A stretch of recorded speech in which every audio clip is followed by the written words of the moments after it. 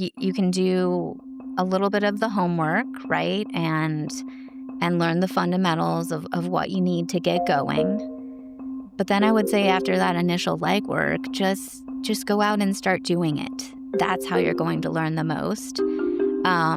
For years, I have read all the books, right? Like marketing, sales, operations, leadership, how to develop people, all the things, thinking, oh yeah, if I just read this next book, then that will make me an expert. But it's really in the doing. Give it some thought, but don't get caught up in the thinking and just do it. I'm Brandon Reed, and you're listening to Ready, Set, Startup, a podcast that brings you industry-tested perspectives from leaders working in all areas of the startup lifecycle, so you can learn from the wisdom that they've gained over years in their fields of expertise and apply it in your own entrepreneurial journeys. Let's get into it. On today's show, I'm talking with Jule Salem, Managing Director at Salem Solutions. After spending some time doing the side hustle game with the bookkeeping business while working at Coca-Cola, Jule jumped on a really unique opportunity. And I say opportunity, but I feel like most people would see what she faced as a massive problem, or at the very least, a hurdle to get over. One of her clients needed to place 200 call center representatives right away. She had no idea where to begin, had no background or expertise in this area, yet with an entrepreneur's confidence said, I'll figure it out. Well, she not only figured it out, but she's gone on to build an extremely successful business doing just that. Salem Solutions staffs call centers with highly skilled, highly technical resources nationwide. It's truly a masterclass in how to leverage an obstacle and transform it into an opportunity. But before staffing call centers, before Coca-Cola, before bookkeeping, Jule was learning to master the art of sales by selling homemade bookmarks at the end of a dead-end street in her neighborhood. Well, even today, it's hard for me to wrap my head around calling myself an entrepreneur. I think I always, at heart, wanted to be a helper. But it started from a young age. I was an avid reader starting out in grade school, and so I got the bright idea to make my own self-made bookmarks and sell them at the end of our driveway. Now, I caveat that I had to learn those sales skills early on because we did live at a dead-end street. Oh, So, wow, yes. but no, so it definitely started at a young age. But, like most, I went to college, did my undergrad and kind of went out into the working world. My core background and expertise is in accounting and finance. And so I Okay. started out in the home building industry and still was having that itch for, wanting to do something on my own. And so in my mid-20s, I started my first company really as a solopreneur called True Ledgers, where I did small business accounting and finance, really for kind of mom and pop organizations that, maybe managing the books was not their core Hmm. focus or expertise and couldn't afford necessarily to go hire somebody full time. And so that's how I started out. And then later went on to work for Coca-Cola, and which that was a great opportunity, learning more about big business. And then shortly after that, in the meantime, continuing to kind of run my own side hustle in the accounting realm, and was introduced to my now husband to come on and help support his portfolio of businesses. He's a lawyer by trade, but had started down his own entrepreneurial journey.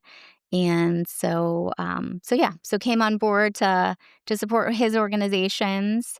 And through that, we had an opportunity. I always say when you're in small business, you'll take any opportunity you can get sometimes to continue growing. And so we had a client who had a call center staffing need. And at the time, we thought, well, how hard can that be? And so it was myself and our HR manager at the time. And through no fault of her own, she had to go on unexpected leave. And so it was just me and a client who out the gate needed 200 agents like Hmm. ASAP.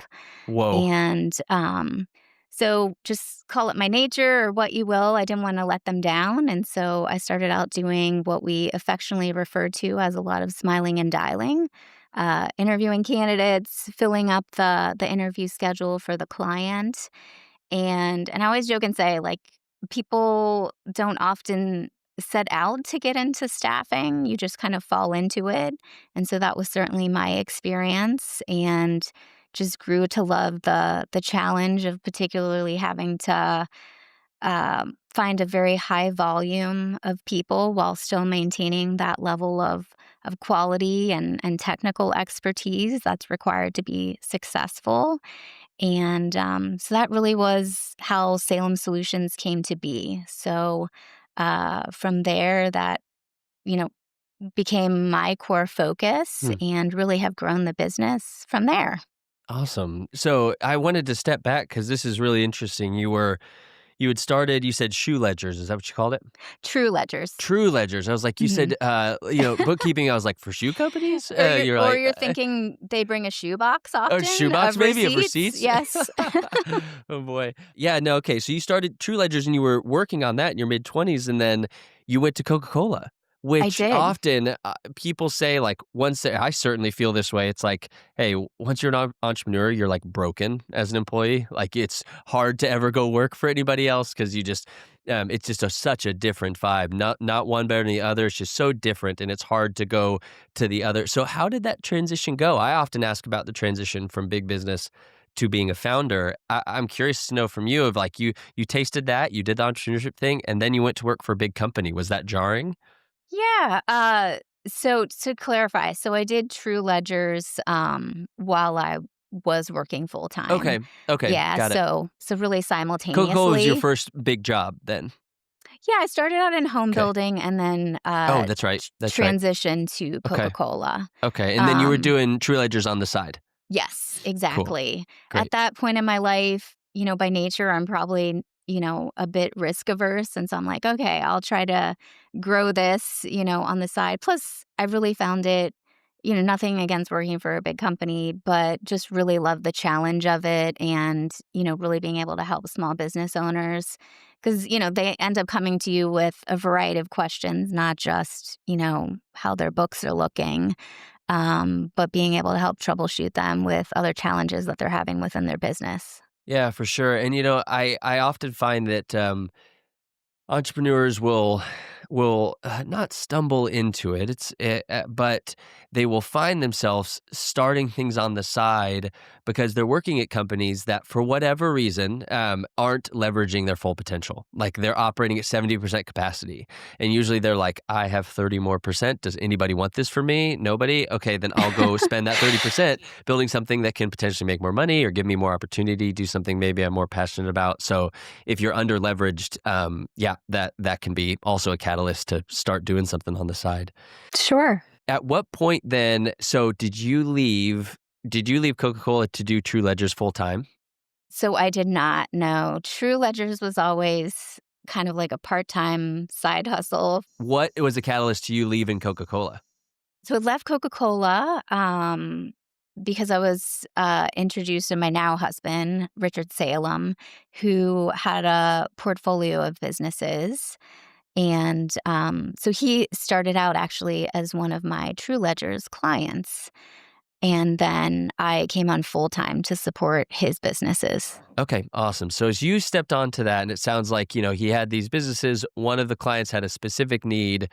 You saw that it just one thing led to another. You started this staffing portion of your business and what you were doing. How did you initially that walk me through what the funding of that looked like? Was the business already cash flowing, and so but did you step into it and did you guys have to go raise? What did funding look like early in Salem Solutions? Yeah, great question. So we've been very fortunate that we haven't had to obtain outside funding Great. from the get go. Now, I will say, even in more recent years, as we've, taken on more large scale programs, just 'cause a quick side note, a lot of times, like, we're having to start, 2 or 300 plus agents at once. So as you can imagine, that requires a lot of upfront cash. Our biggest expense is payrolling. And so I would say just really maintaining strong relationships with our bank, putting lines of credit in place as needed, just to be able to navigate, really those short-term cash flow needs. That makes sense. Yep. And leveraging lines of credit to do that. That makes sense. How did you learn this space? I mean, it doesn't sound like you had any background in it in staffing for call centers. I mean, what did you do to get yourself familiar? And then, as a second piece to that question, how did you go find, I guess, walk me through who the customer is and how did you go find them? Sure. Well, that first customer, for the most part, came to us.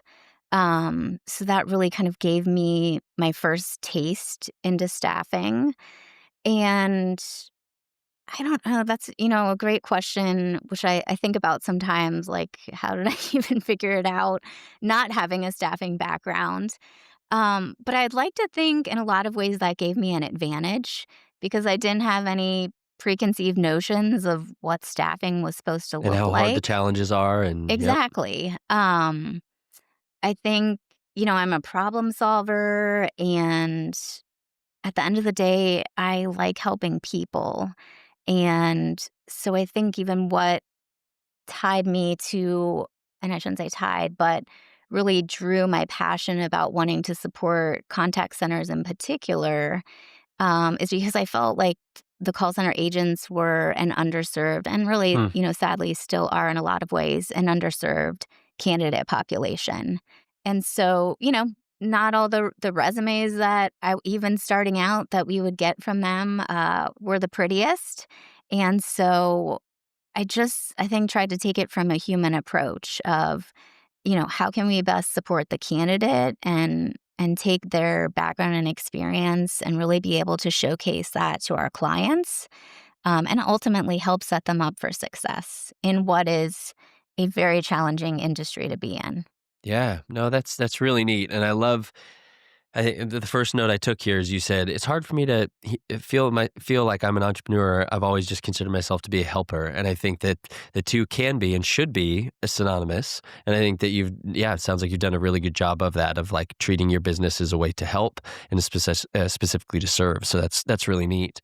Um, as you stepped into that role, and you were beginning to learn this space, at what point did you? There's a really pivotal point that I love to press into with entrepreneurs who have gone and built their businesses, so that people who are listening trying to do that can get the context of that moment when you think, okay, this is working. We have some traction. We've been getting some customers or clients or contracts or whatever.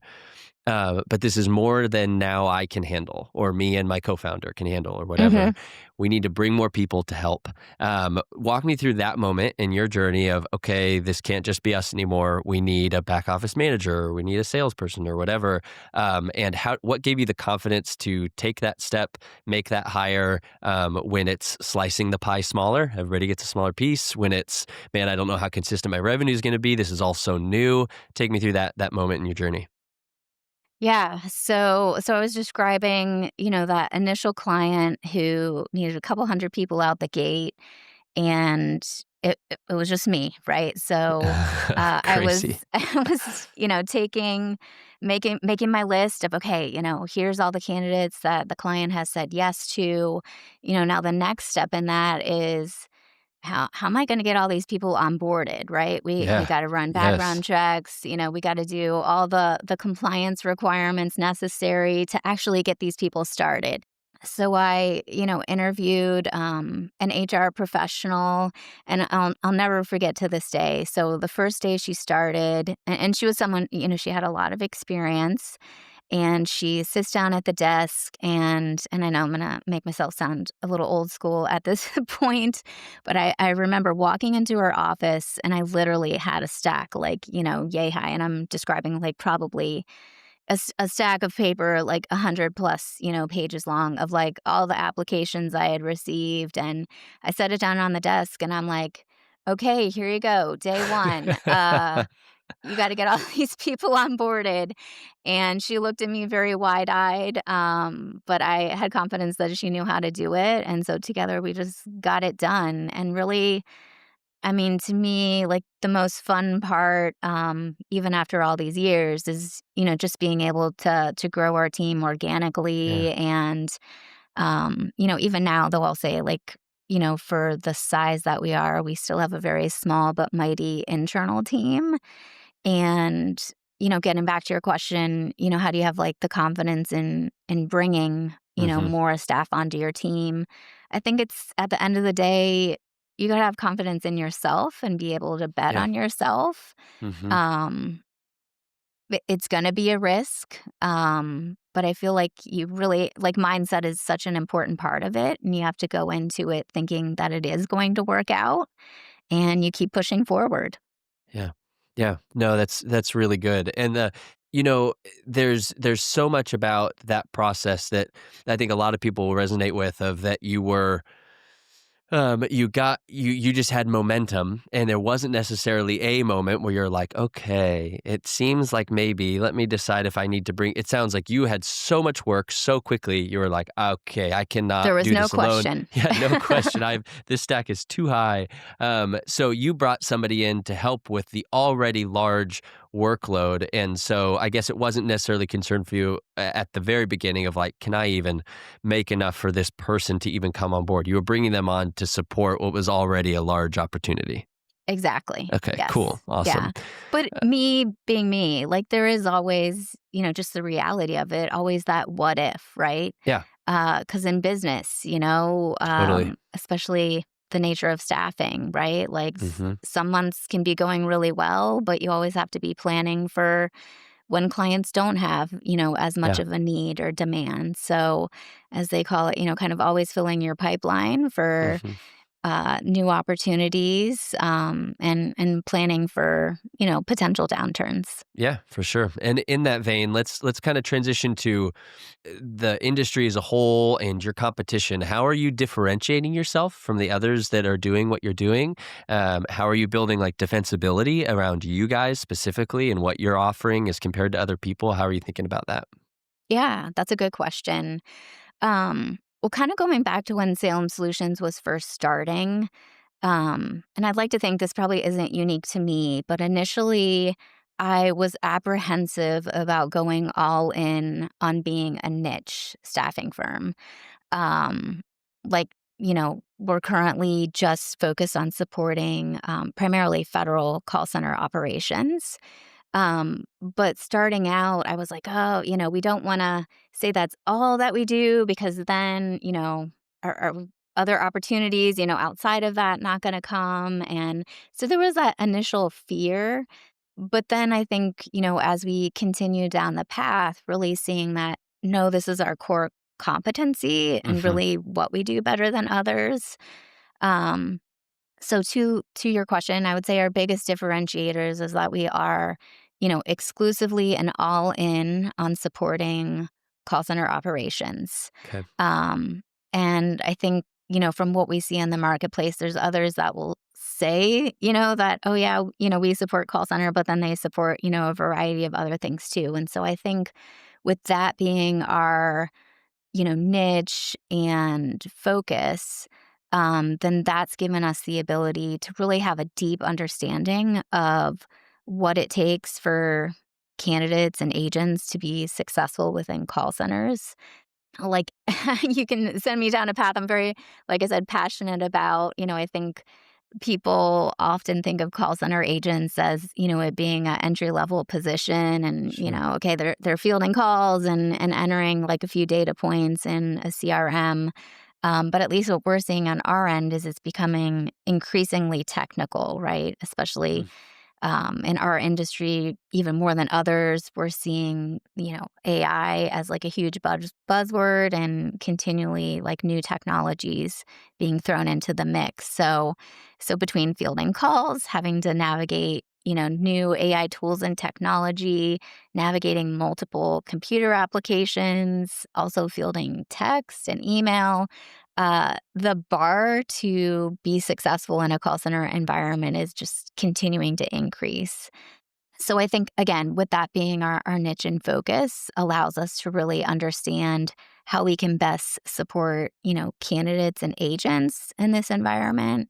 And then secondly, knowing what our clients need, right? Knowing what their pain points are and really what those fundamental skills are, regardless of what type of project or industry they're supporting their end customer, making sure we're giving them the best people for the role.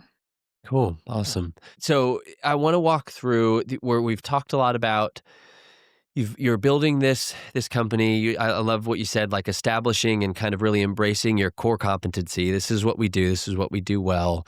Finding some more customers, getting some more traction. Let's talk about that moment of beginning to scale and grow. What were a couple kind of key pivotal moments you could identify? It doesn't need to be like the one, but whatever you can identify as kind of those hockey sticks in your journey of like, hey, these were real opportunities. We were able to capitalize them and help take our company to the next level. Well, I think, in recent years, and this probably, my husband's business was, predominantly focused in the federal sector. And so, I think starting Salem out, I was like, oh no, I'm going to go focus more on commercial opportunities, right? As you might be familiar, the procurement cycle for, federal contracts is a longer lead Oh boy. time than Yeah, than I can commercial. imagine. And so I'm like, okay, I'm going to focus more on commercial, and so I me and our team, we tried that for a while, and but then I think earlier this year just, did a reflection on, well, what is Salem really good at, right? When we look at the clients that we've supported over the years, and where we've really met with the greatest success and where what we do has the greatest need, that really is in supporting large scale federal programs. Um, and so, I guess I would say as far as like the hockey stick moments, the good news, bad news for us was COVID. I know that being such an uncertain time for everyone. But as we all know that went through it, there was a great public need during that time. So we had the opportunity to support the CDC call volumes. So where we Mm. were placing a high volume of agents to field calls from the public to be able to help answer questions, Oh wow. about the virus and vaccine. So I feel like we were very blessed, where a lot of businesses were significantly impacted during that time. We were able to continue to grow. Yeah, awesome. And as you're growing, I really hear your heart, Jewel, and like what you wanted to serve the people you were placing. You have a small team that you really care deeply about. Regarding that internal team, as you've grown, gotten more clients, built the company, how do you maintain that vision, that mission, your approach to the business to serve and to be a helper? How do you maintain that through your staff as you grow it and the company grows? Yeah, that's a really good question. I think candidly, that's something I've been doing a lot of soul searching on this year. Um, because, to your point, like still having like a relatively small team, um, I feel like it can be easier to maintain that. And so I know something that I'm really focused on right now is as we with the goal of scaling the business, how can we make sure that that's something that we are able to maintain as we double, triple our internal headcount? So I think basically the answer is trying to develop methods in which we can ensure that we're all staying connected as a team, no matter how big we get. And that probably sounds a little cliche. But my approach to it is one, I feel like, and part of like our organizational cultural value is finding people that are more growth oriented. And that doesn't mean like, oh, we're all trying to get to the next rung on the ladder, but figuring out how individually and together we can develop into our best selves. And so I feel like it starts with knowing yourself, and then as a team, knowing each other and what our individual strengths and weaknesses are so that we can leverage that and bring our combined abilities. And then I think really the third component of that for me is how can we continue to make sure that everyone knows what Salem's ultimate mission is in who we're serving? And, for us, it's in our line of work, it's, not just the candidates and placements that we employ or the clients that we serve. But one of the things I love is the broader mission, right? So behind all of the federal programs that we support, whether it's, providing service to veterans, military members, the general public, or, in some cases, people that have been impacted by natural disasters, just making sure that really those three components, right? So self, team, and the bigger purpose of who we're serving. Yeah, that's really neat. As you guys bring on, I know that hiring people, so placing agents is different than hiring people for your internal team, but still, you have a ton of experience with bringing people in, bringing people on, reading resumes, stacks of them, and getting them onboarded. What advice would you have for founders who haven't yet begun that process? They're either just solopreneurs, maybe them and a co-founder, or even a small team, and they need to start growing. What advice would you give for those who are looking to grow in that way, bring more people into the fold? Well, to start, I would say they really need to get clear on what is needed in the role. I know that I've been guilty of this myself. Is you think, oh, I just need another resource, and maybe I'll figure out the details once I bring them on. Yeah, you can teach the And details, hire the character, and then just teach the details. Yeah, exactly. But every I think everyone wants to be successful, but they have to know what's needed yeah, and what success looks like in a totally. particular role. And so, before you even put the job posting out, knowing exactly, what the role is, what the responsibilities are, and then, what skill set, obviously like kind of core fundamentals and then intangible qualities Yeah. are best suited for someone to be able to meet with success. Yeah, I love that. Identifying what success looks like because, yeah, of course, everybody wants to be successful, but like, what does that even mean? Really, it can really not set someone up for success if you don't outline that. Um, when you're bringing that many people on board, I mean, 200 at once, like, what does that process even look like? Who is managing that? Is that your internal team interviewing enough people to place 200? So interviewing how many multiples times that? It is. Yeah. Wow. Yeah, you're spot Wow. on. So, but again, I think with us being niche focused, that's given us an advantage, Yeah, is because just, over the years, we've developed a totally. huge pipeline of, candidates really throughout the country. Yeah, And so, different than others who, firms that might have to start from scratch and, put out an initial job posting to get candidate traction. We're really able, and fortunate to be able to reach out to our network, yeah. to be able to quickly fill the roles that are needed. So the environment in call centers, I guess it's these jobs spin up, these needs happen. People with call center background, experience, skill sets get placed and then they roll off and then they look to get placed again and then they roll off. They're like doing these pushes in these separate opportunity, or are these 200 people getting placed and they're like with this company doing these same types of calls for 2 years or before they move on, or are they like 2 weeks roll off, go do something else like a contractor? Yeah, good question. And I would say it's all of the above. So some programs we support, can go as long as 10 years or even plus, right? If they have the opportunity when, as they call it, kind of in our world, the next contract period comes out through the federal cycle. But others may, it could be that they're supporting a short-term surge need, right? So like when I mentioned natural disasters or hurricanes that occur, then agencies know, okay, well, we're just going to need a large volume of people for a set period of time. And so, all of the staff that we work with for those, they know ahead of time. And again, I think one of the pluses of Salem is it's always our goal that, when one opportunity wraps up, that we're able to transition them to another project to continue support. I bet that they are very thankful for that, to be involved with you, who maybe have multiple opportunities stacked up they could jump to, which is great. That's always the Um, goal. Yes. yeah, sure. Yeah, I know, I mentioned I worked for Disney, in the Disney call center. I know many people that are career people at the Disney call center. Like they just love it and it's a fit for them, and they were there for 20 years or their whole career. So I know that's also can be part of it. Yeah.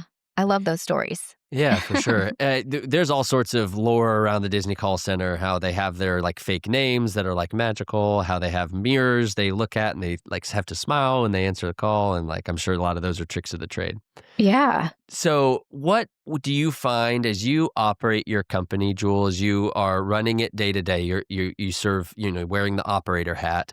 What's a gospel truth? Just something that's continued to hold fast for you, improve itself out over and over again in the daily operations of your company that you go back to? I probably touched on it already, but for me, it's really maintaining connection across the team. Yeah. Yeah, and that looks like, different things for different organizations.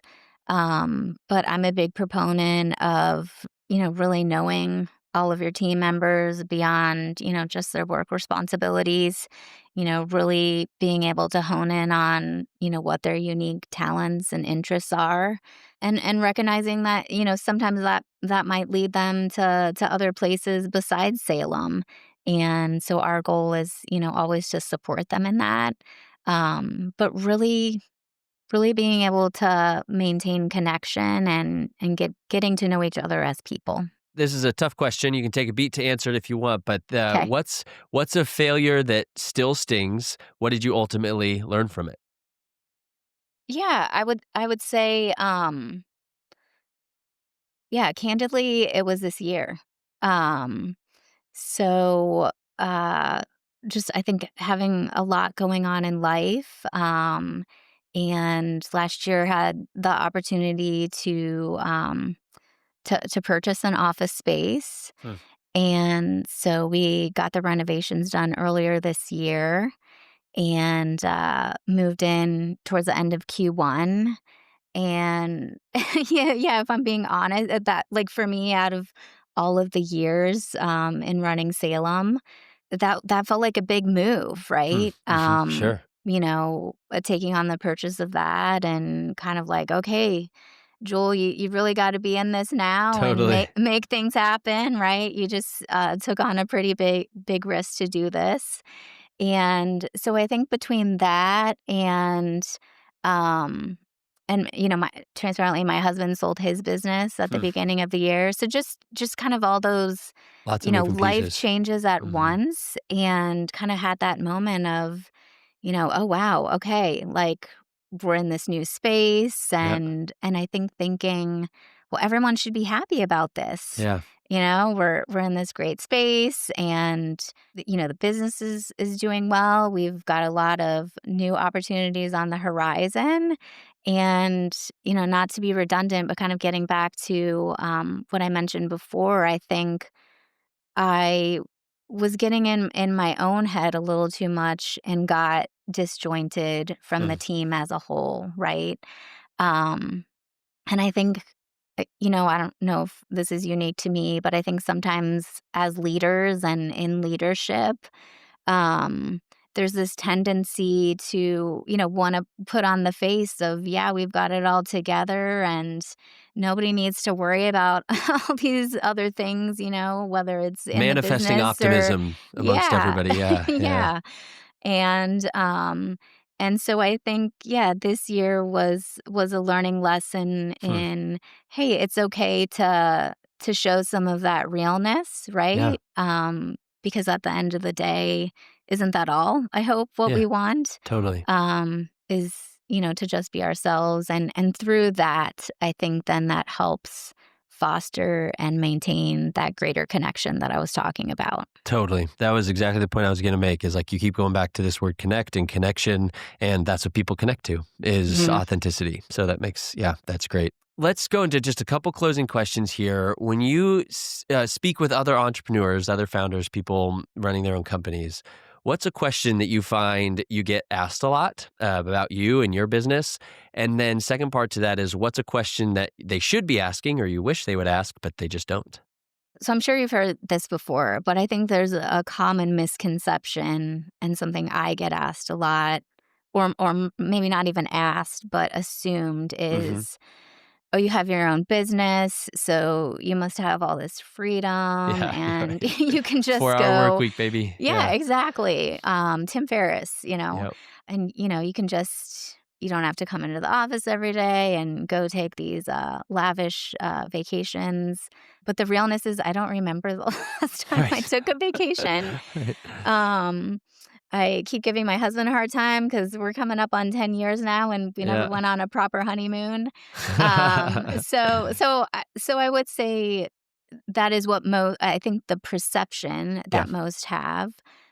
But I think the real question, really not even that they should be asking me, but more asking themselves is, how hard are they willing to work, especially in the short term, to ultimately reach the goals that they're setting out for?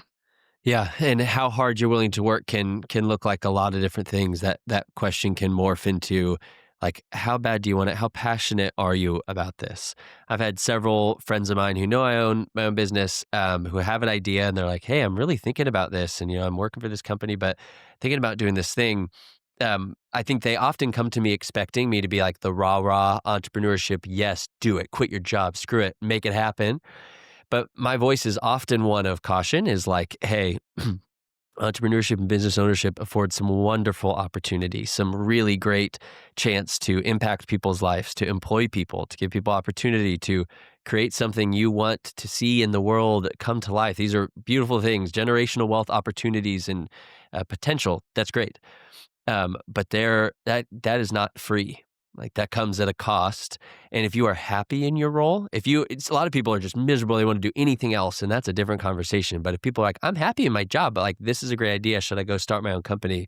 Do you want this and understand what this is more than what you have now? If you're happy, if you're content, if you feel like you're challenged and providing value and that you are valued, that might be the better option. Business ownership is not the end all be all. It is the end all be all for people who are cut that way, and not Absolutely. everybody is. And I think that's a really good point. And I share that same sentiment of like, you have to want it. This has to be something that you want more than anything, because if not, I mean, all the other stuff that we have to put up with just isn't going to be worth it to you. It's just not. I totally agree. Yeah. And also I think, willing to be in it for the long haul. Yeah.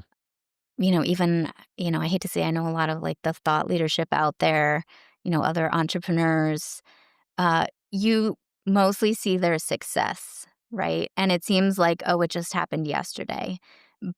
So a lot of them, they've been at it for years, right? And they went through So valleys of long periods of time where everybody looked at them and they were like, oh man, that thing he went and tried didn't work. Like, that's too yes, bad. And they had to endure through that to get to the point where it looks like, oh man, must be nice to, yeah, yes, yeah. for So, sure. but I For will sure. say from my experience, entrepreneurship has been the greatest journey of Awesome. self-discovery.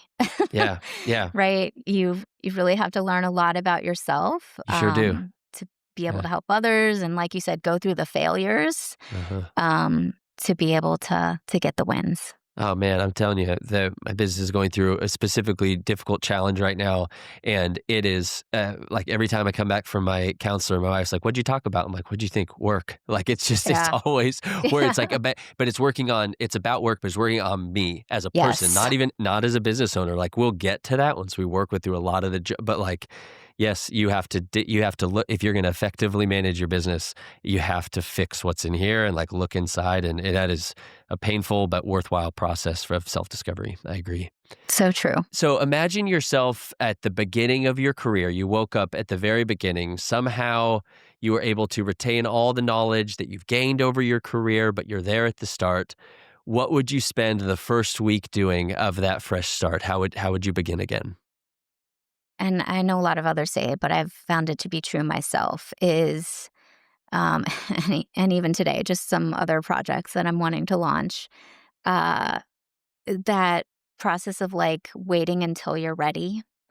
Just, you can do a little bit of the homework, right? And learn the fundamentals of what you need to get going.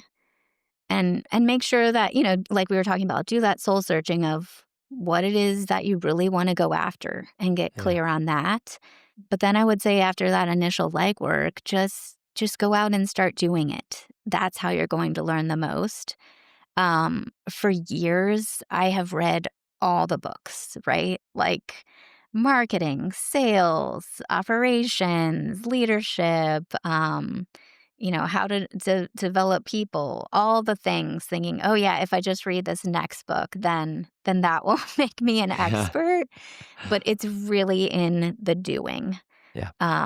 So I would say probably even advice to give myself still to this day is just, give it some thought, but don't get caught up in the thinking and just do it. Yeah. Yep. I love that. Lastly, for you, Jewel, it's what would be one tool or quote or book, something that you, over the course of your journey, have found just indispensable to you, either personally or professionally? So I have two, and they're probably more self-derived. Um, I know there's one out there that is decisions determine destiny. I've changed it for me that actions determine destiny, because kind of to piggyback off what I was just describing is you can make the decision, right? You can say, yes, I'm going to lose the 10 pounds. But it takes actually doing the things to make that a realization. And then the second one I would share is um, bring the energy that you want to receive, right? So when we walk in a room and we want others to be energized, well, we got to bring the energy ourselves. Or, you know, um, one of my things is I love going through the checkout line at Publix and asking the cashier how their day is going, or what they're looking forward to for the weekend. So again, bringing what you want to receive from others. I love that. I really, really love that. Be the light that you want to see, bring the energy you want in the room. I love that. Well, Jewel, this was awesome. You did a great job. Your business is very unique, and the genesis of it was very unique. And there's some really thought-provoking perspective here, and I appreciate you sharing it with my listeners. This was great. Thanks. It's been fun. Thanks for having me. Awesome. You bet. All right, you take care. Thanks again. If you guys enjoyed the show, leaving a review is the best way to help others find it, second only to sharing it directly with your friends and family. Thanks so much for helping get the word out. Hit me up at brandon@readysetstartuppod.com if you have additional questions about a topic I covered, have suggestions about another area you'd like to see me dig into, or just want to say hi. Please reach out. I'd love to get in touch. Keep imagining, keep creating, keep inspiring your spheres of influence with what you're passionate about. The world may just need that dream that's in your head.